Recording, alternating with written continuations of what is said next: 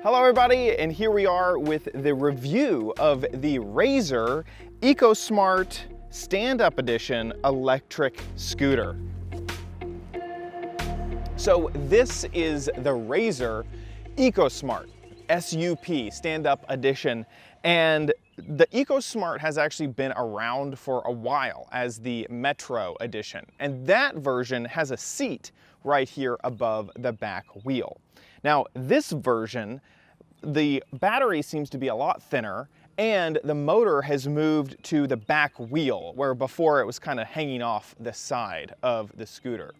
Now this can hold up to 220 pounds of a person, and it's rated for 16 and up, like age range. It has 12 miles of range, and at its 15.5 miles per hour, with you stopping and starting and kind of general use, it gets about an hour of use. Now the price is $450.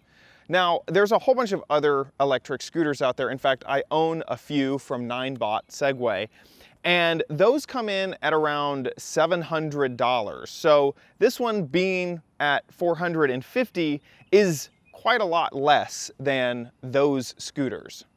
So some of the things that I like about this electric scooter, one is the base is really wide, and it's really nice to stand on. It's made out of bamboo, and this is a much wider and larger base than other electric scooters. Another thing that I like is that the battery is actually in the base of the scooter itself.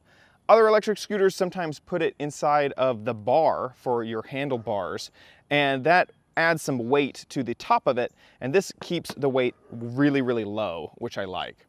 Also, these tires are really wide, which means that it dampens a lot of the bumps and things that you roll over, and it really just adds a lot of stability to the entire scooter.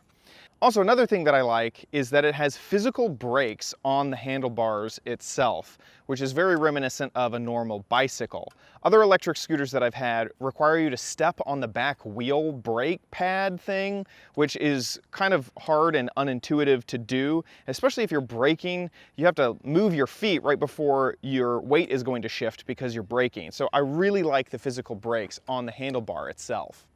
The final thing that I like about this scooter is that it is priced at $450.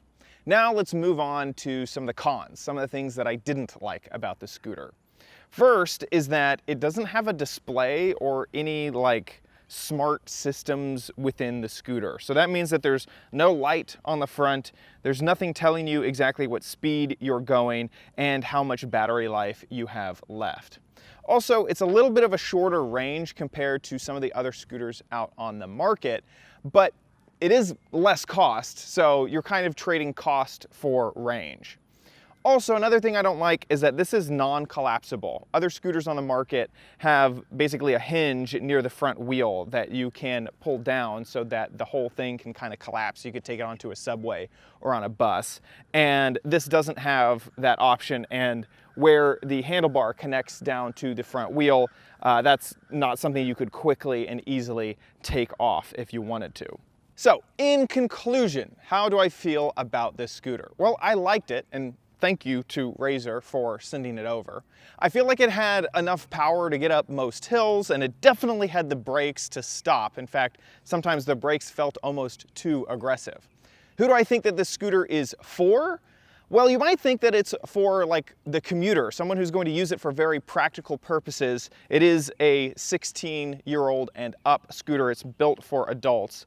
But the fact that it's a little large, it doesn't collapse, and it doesn't have a very long range makes me feel like it wouldn't be great for a way to commute to work or something practical like that. But for fun and recreation, I think this is a fantastic scooter. I loved running it around my neighborhood. I feel like teens would absolutely love this to move around and get around. So that is my review of the Razor EcoSmart Stand-Up Edition scooter.